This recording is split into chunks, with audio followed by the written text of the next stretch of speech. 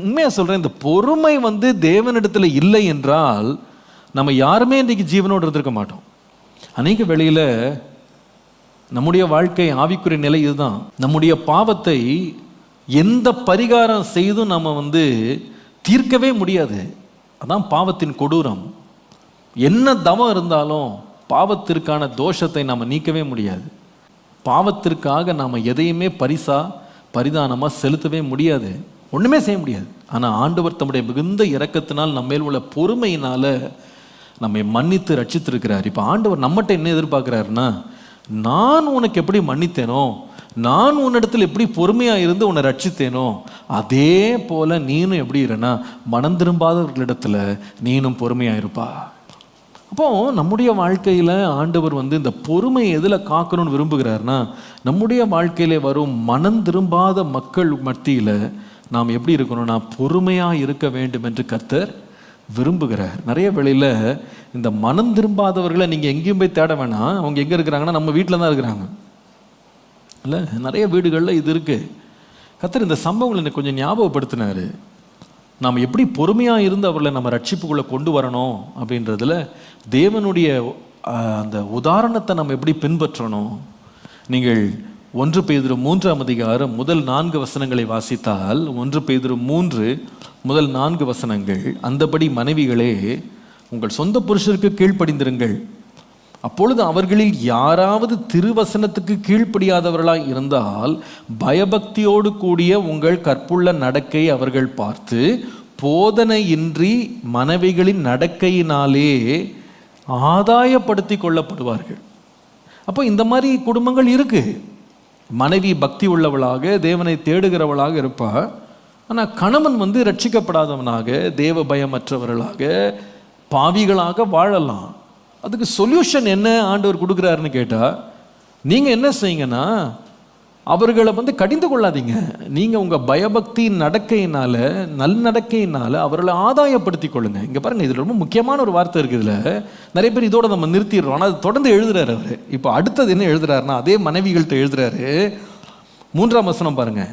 மயிரை பெண்ணி பொன்னாபரணங்களை அணிந்து உயர்ந்த வஸ்திரங்களை உடித்துக் கொள்ளுதலாகிய புறம்பான அலங்கரிப்பு உங்களுக்கு அலங்காரமாக இராமல் அழியாத அலங்கரிப்பாக இருக்கிற சாந்தமும் அமைதலும் உள்ள ஆவியாகி இருதயத்தில் மறைந்திருக்கிற குணமே உங்களுக்கு அலங்காரமாக இருக்க கடவுது. அதுவே தேவனுடைய பார்வையில் விலையேற பெற்றதான் இருக்கு. நம்ம இது ரெண்டையும் தனித்தனியாக பிரித்து வாசிக்கிறோம் நம்ம. ஆனால் இது இட்ஸ் ஒன் பேசேஜ், மனைவிகளுக்கு என்று எழுதப்பட்டது. இதில் உள்ள சத்தியத்தை உங்களுக்கு நான் சொல்லிக் கொடுக்குறேன், தயவுசெய்து கவனிங்க. இதில் என்னன்னு கேட்டிங்கன்னா, ஒரு பக்கம் நீங்கள் 2ஆம் வசனம் வரைக்கும் வாசித்தீங்கன்னா மனைவியின் நடக்கையை பற்றி வாசிக்கிறோம். எழுதிக்கிடுங்க, மனைவியினுடைய நடக்கை. 3ஆம் வசனத்தில் எதை வாசிக்கிறோம் அப்படின்னு கேட்டால் மனைவியினுடைய அலங்காரம். சரிங்களா?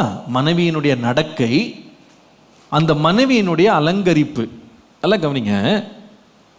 அலங்காரம் பண்ணுறதுக்கு எவ்வளோ நேரம் ஆகும்? இதில் போட்டிருக்கிறது, மயிரை பின்னி பொன்னாபரணங்களை அணிந்து உயர்ந்த வஸ்திரங்களை உடுத்திக் கொள்ளுதலாகிய அலங்கரிப்பு. இந்த அலங்காரம் பண்ணுறதுக்கு எவ்வளோ நேரம் ஆகும்? அது சகோதரிகள்கிட்ட தான் கேட்கணும். சில சகோதரர்களுக்கு ரொம்ப கோபம் வர்றதே இதில் தான். நாங்கள் 5 நிமிஷத்தில் ரெடியாகி நிற்கிறோம் வாசலில், எப்போதான் நீங்கள் வெளியே வர போகிறீங்க? எவ்வளோ நேரம் தான் கண்ணாடியை பார்த்து உங்கள் அழகையே நீங்கள் ரசிப்பீங்க? நிறைய பேர் கோவம் வந்துடுது. ஆனாலும் பரவாயில்ல, நம்ம சகோதரி 1 மணி நேரத்தில் அது வெளியே வந்துடுவாங்க. அப்படி தானே? என்ன பிரதர், ஒருத்தர் பார்க்குறத பார்த்தா தெரில, எங்களுக்கெல்லாம் இன்னும் ஜாஸ்தி ஆகுன்ற மாதிரி இருக்கு இல்லை? அதுக்கு எவ்வளோ நேரம் ஆகுன்னா ஒரு சில நிமிடங்கள் ஆகலாம், அவ்வளோதான். ஒரு சில நிமிடங்களில் தலைமுடியை பின்னிடலாம், வஸ்திரத்தை உடுத்தி கொள்ளலாம், அலங்கரித்து கொள்ளலாம், எல்லாம் ஒரு சில நிமிடங்களில் முடிஞ்சிடும். ஆனால் இன்னொரு பகுதி என்னன்னு கேட்டிங்கன்னா நடக்கை, குணம். இது ஃபியூ மினிட்ஸில் முடிகிறது கிடையாது. இதுக்கு ரொம்ப காலம் எடுக்கும். பொறுமையின் குணம், சாந்தத்தின் குணம், அமைதலின் குணம் அப்படின்றது 10 நிமிஷத்தில் உடையை மாற்றுகிறது போல வேகமாக நடக்கிற ஒரு காரியம் அல்ல. அவர் அங்கே என்ன சொல்ல விரும்புகிறாருன்னா, நீங்கள் நினைக்கிறீங்க இந்த 10 நிமிஷத்தில் செய்கிற வேலையில் ஒரு கணவனுடைய இருதயத்தை மாற்றிடலான்னு. இல்லை இல்லை இல்லை, அது கூட விலையேற பெற்றது கிடையாது. என்னன்னு சொன்னால், நீண்ட காலமாக உங்கள் பொறுமையின் குணத்தினால், நன்னடக்கையினால உங்களுடைய புருஷனை நீங்கள் ஆதாயப்படுத்தி கொள்ளணும். அப்போ மனம் திரும்பாத ஒரு கணவனை ஆதாயப்படுத்துவதற்கு ஒரு மனைவிக்கு என்ன தேவையாக இருக்குது? கொஞ்சம் பொறுமை தேவையாக இருக்குது. இன்னும் சொல்லுவேன், எபேசியர் 5ஆம் அதிகாரம் 25 27 வாசிக்கும் போது அங்கே புருஷர்களை பற்றி எழுதியிருக்கு. புருஷர்கள் என்ன செய்கிறாங்க அப்படின்னா, புருஷர்களே உங்கள் மனைவிகளில் அன்பு கூறுங்கள், அப்படியே கிறிஸ்துவும் சபையில் அன்பு கூர்ந்து தாமதை திருவசனத்தை கொண்டு தண்ணீர் முழுக்கினால் சுத்திகரித்து பரிசுத்தமாக்குறதற்கும் கரை திரை முதலானவைகள் ஒன்றும் இல்லாமல் பரிசுத்தமும் பிழையற்றதும் மகிமையுள்ள சபையமாக தமக்குமா நிறுத்தி கொள்ள தம்மை தாமே எதற்காக என்ன செய்தார்? ஒப்பு கொடுத்தார் அப்படின்னு வாசிக்கிறோம். இங்க பார்த்தீங்கன்னா கணவர்களுக்கு கொடுக்கப்பட்ட ஆலோசனையை பாருங்க. முதல்ல சொன்னேன், மனைவி ரட்சிக்கப்பட்டுட்டா, ஆனால் கணவன் இன்னும் ரட்சிக்கப்படலை.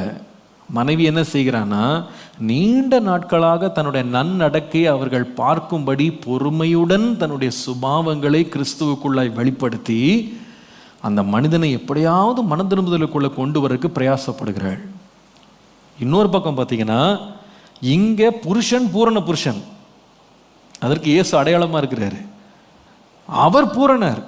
ஆனால் மனவேட்டிய சபையை பாருங்க, கரை திரை பிழை, தலையிலேருந்து கால் வரைக்கும் எல்லாம் பிரச்சனை தான். ஆனால் அவர் என்ன செய்கிறார்னா, இதில் ஒன்றுமே அவர்களுக்குள்ளே இல்லாதபடி தமக்கு முன்பாக பரிசுத்தமாக நிறுத்துறதுக்கு தம்மை தாமே ஒப்பு கொடுக்கிறார். அதனால தான் நம்ம கிறிஸ்தவ வாழ்க்கையை சொல்கிறோம், நம்ம யாரும் பூரணர்கள் கிடையாது, பூரணத்துக்கு நேராக நாம் பயணித்து கொண்டிருக்கிறோம். நம்முடைய ரட்சகராக இயேசு இன்றைக்கு நம்ம மேல் ரொம்ப பொறுமையாக இருக்கிறாரு. பலமுறை நம்மகிட்ட பேசுகிறார், அப்படி தானே? நம்ம எல்லாரும் அவருடைய மனைவியாகிய சபை. எத்தனை பேர் விசுவாசிக்கிறீங்க பாருங்க. போன வாரம் ஒன்று ஆண்டவர் பேசியிருப்பாரு, சில வேளையில் திருப்பி திருப்பி இதே பேசுவார். சில பேர் சொல்கிறது கேட்டிருக்கேன், பாஸ்டர் 3 முறை அதே தான் ஆண்டவர் திருப்பி திருப்பி பேசினார் பாஸ்டர், கீழ்ப்படிஞ்சிங்களா கேட்டால் யோசித்துட்டு இருக்கேன் பாஸ்டர்னு வாங்க. ஆனால் ஆண்டவர் அவங்கள விடுறதில்லை. வாரம் தினம் தினம் அவளை எழுப்பி மறுபடி பேசுகிறாரு. அவனோட பொறுமைக்கு அளவே இல்லை. அவ்வளவு பொறுமையாக இருந்து எப்படியாவது அவன் பரிசுத்தம் அடைய மாட்டானா, என் பரிசுத்தத்தில் பங்குள்ளவனாய் மாற மாட்டானா என்று பொறுமையாக இருக்கிறாரு. கணவன்மார்களுக்கும் இந்த பொறுமை தேவை. அப்போ தான் நம்ம மனம் திரும்பாதவர்களை நம்ம என்ன செய்ய முடியும்? ஆதாயப்படுத்தி கொள்ள முடியும். சில வீடுகளில் பிள்ளைகள்கிட்ட ரொம்ப பொறுமையாக இருக்க வேண்டியிருக்கு. அவர்கள் ஆதாயப்படுத்தி கொள்ளப்படுவதற்கு ரொம்ப பொறுமை. கோபத்தினால எல்லாத்தையும் சாதிச்சிட முடியாது, தண்டனையினால எல்லாத்தையும் மாற்றிட முடியாது. மிகுந்த பொறுமையோடு சில காரியங்களை செய்ய வேண்டியிருக்கு. சிலர் இடத்துல பெற்றோர்களிடத்துல பொறுமையாக இருக்க வேண்டியிருக்கு. சில வீடுகளில் மாமனார் மாமியார்ட்ட ரொம்ப பொறுமையாக இருக்க வேண்டியிருக்கு. சில இடங்களில் மருமகன்கிட்ட ரொம்ப பொறுமையாக இருக்க வேண்டியிருக்கு. இன்றைக்கி நிறைய பேர் நம்ம வீடுகளில் குடும்பங்களில் இந்த பொறுமை மட்டும் இருந்தால் மாறாத கல் நெஞ்ச கூட என்ன பண்ணிடலாம்? மாற்றிடலாம். ஆனால் நிறைய பேருக்கு நமக்கு என்ன இருக்கிறது இல்லை? பொறுமை இருக்கிறது இல்லை. ஒரு சின்ன பிரச்சனை வந்தாலே போதும், நம்ம ஒரே அலசடிப்படுறோம், பதட்டப்படுறோம். உடனே முடிவுகள் எடுத்து உடனே காரியங்களை முடித்து எல்லாத்தையும் க்ளோஸ் பண்ணணுன்ற ரொம்ப வேகமாக முடிவெடுக்கிறோம்.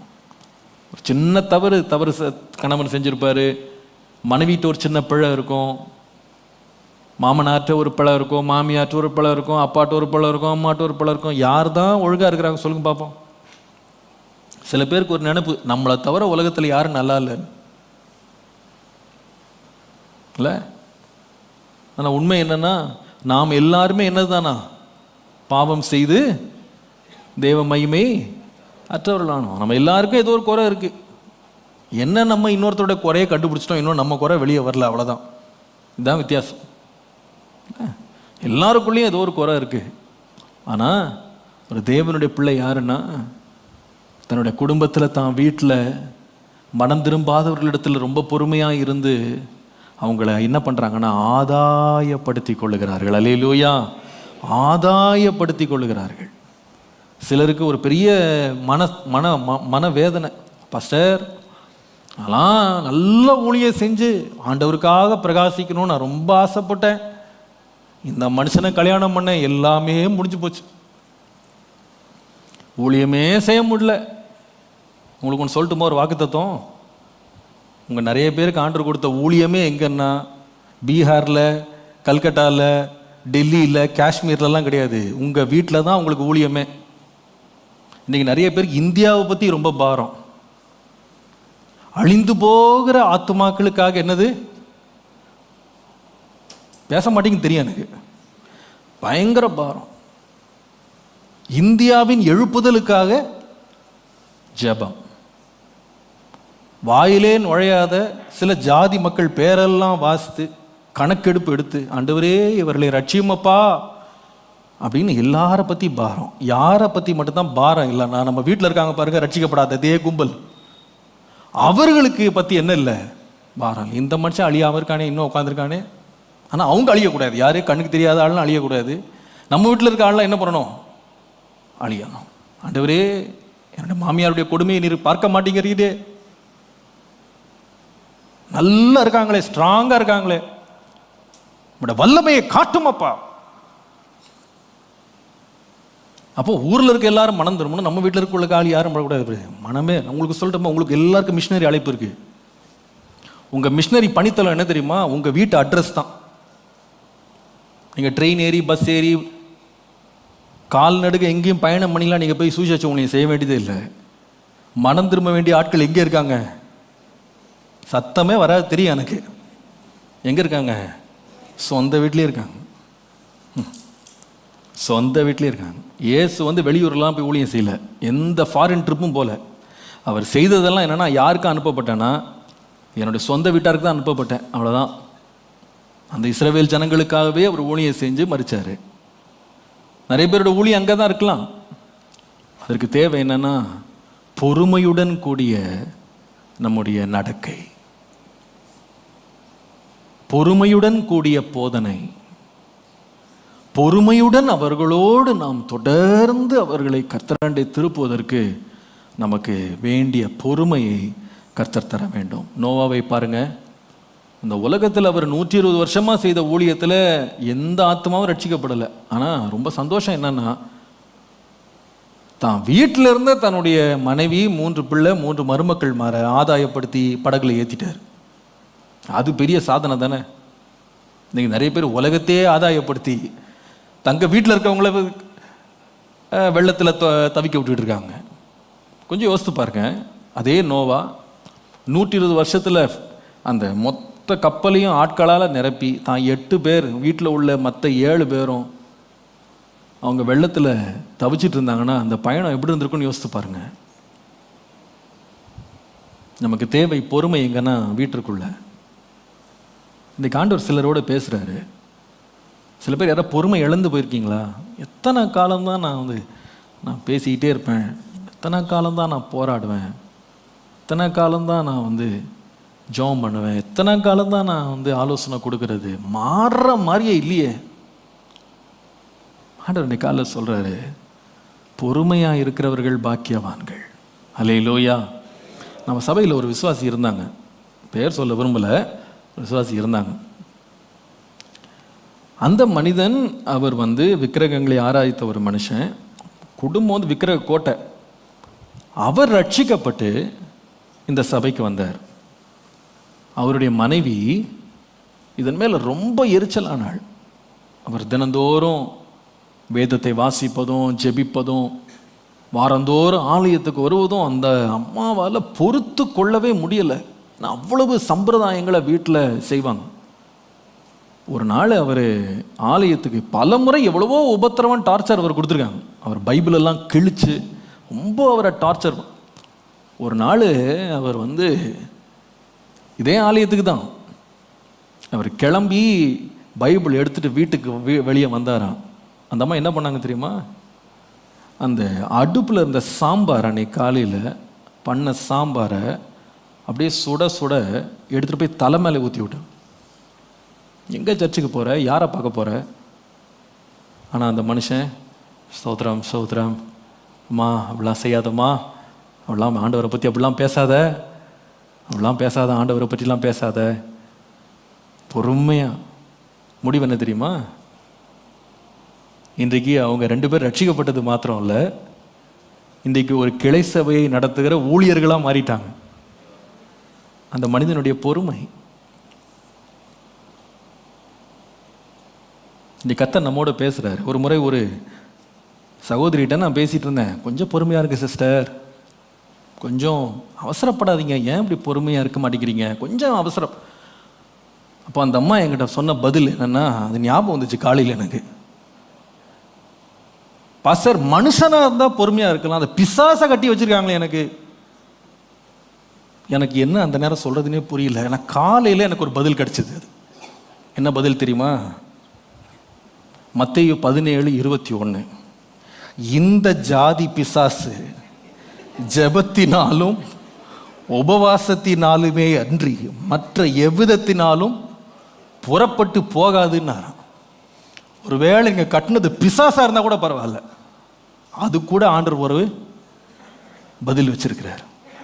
இந்த ஜாதி பிசாசு உபவாசத்திலேயாவது ஜெபத்திலேயாவது ஓடி போயிடும், கவலைப்படாதீங்க. முக்கியம் என்ன கருத்துனா, மனம் திரும்பாதவர்களை குறித்து எப்படி இருங்க? பொறுமையாக இருங்க. ஆமேன். இன்றைக்கு ஆண்டவர் நம்மகிட்ட பேசுகிறாரு. நான் காலையில் உங்களை கொஞ்சம் வேடிக்கையாக்கி உங்களை நான் கொஞ்சம் விழிப்பாக இருக்கிற முயற்சி செஞ்சாலும் கருத்தை மறந்துடக்கூடாது. இன்றைக்கி காலையில் நீங்கள் ரொம்ப சோர்ந்து போய் வந்திருக்கலாம். எப்போ தான் இவங்க ரட்சிக்கப்பட போகிறாங்க, எப்போ தான் இந்த பிரச்சனைகள் முடியும், எப்போ தான் இந்த சண்டை முடியும், எப்போ தான் இவங்க குணம்லாம் மாறும், எப்போ தான் இவங்க மனம் திரும்ப போகிறாங்க, எப்போ தான் என் பையன்லாம் திருந்துவான்.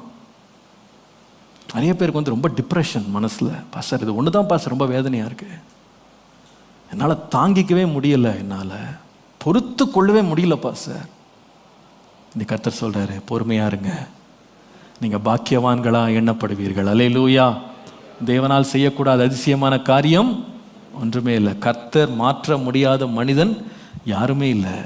அதனால தான் நம்ம வேதத்தில் வாசிக்கிறோம், எந்த மனுஷனையும் பிரகாசிக்க பண்ணுகிற மெய்யான ஒளியே அந்த ஒளி. அல்லேலூயா. சபையை துன்பப்படுத்தி சிலரை கொலை செய்து உபத்திரவப்படுத்தின பவுலையே கர்த்தர் மாற்றிட்டாரு. கர்த்தர் நம்முடைய வீட்டு மக்களை மாற்ற மாட்டாரா? எத்தனை பேர் மாற்றுவார்னு விசுவாசிக்கிறீங்க? இன்றைக்கு நமக்கு தேவை பொறுமை, பொறுமை, பொறுமையான சுபாவம், பொறுமையான வாழ்க்கை, பொறுமையின் ஜெபம், பொறுமையான உபதேசம் நமக்கு இருக்குமானால் நிச்சயமாய் கர்த்தர் அவர்களை ஆதாயப்படுத்தி கொள்ள உதவி செய்வார். சிலர் நம்ம என்ன பண்ணுறோன்னா, ஒரு சின்ன பிரச்சனை வரும்போது நம்ம கொஞ்சம் பதட்டம் அடைஞ்சிடறோம், பொறுமை இழந்துடும். பிரசங்கி 7:9 சொல்லுகிறது, உன் மனதில் சீக்கிரமாய் கோபம் கொள்ளாதே, மூடரின் நெஞ்சில் கோபம் கூடியிருக்கும். நீதிமொழிகள் 29:20 பாருங்க, தன் வார்த்தைகளில் பதறுகிற மனுஷனை கண்டாயானால் அவனை நம்புவதை பார்க்கிலும் மூடனை நம்பலாமா. சிலருக்கு இந்த கண்ட்ரோல் பண்ண முடியாமல் பேசுறது, இந்த கண்ட்ரோல் பண்ண முடியாமல் கோபத்தை வெளிப்படுத்துறது, கொஞ்சம் அவருடைய உறவுகளில் வந்து அவசரப்படுறது, எல்லாத்தையும் உடனே முடிச்சிடணும் அப்படின்னு தீவிரப்படுறது தேவனுடைய சுபாவம் கிடையாது. நம்ம எல்லாரும் ஒரு காலம் பாவி தானே, தேவனுடைய இரக்கத்தை பெற்றவங்க தானே. நாமும் இரக்கம் உள்ளவர்களாக நம்முடைய குடும்பத்தை ஆதாயப்படுத்தி கொள்ள நாம் ஜெபிப்போமானால், நாம் தீவிரப்படுவோமானால் கர்த்தர் நிச்சயமாக ஜெபத்தை கேட்பார். அல்லேலூயா. நான் பேசுகிற வார்த்தை சிலருடைய ஃபேமிலிஸ்க்கு வந்து ப்ரொஃபெட்டிக்கலாக இருக்கும். துன்மார்க்கத்திற்கும் பாவத்திற்கும் அக்கிரமத்துக்கும் தங்களை விற்று போட்டவர்கள் உங்கள் குடும்பத்தில் இருப்பாங்க.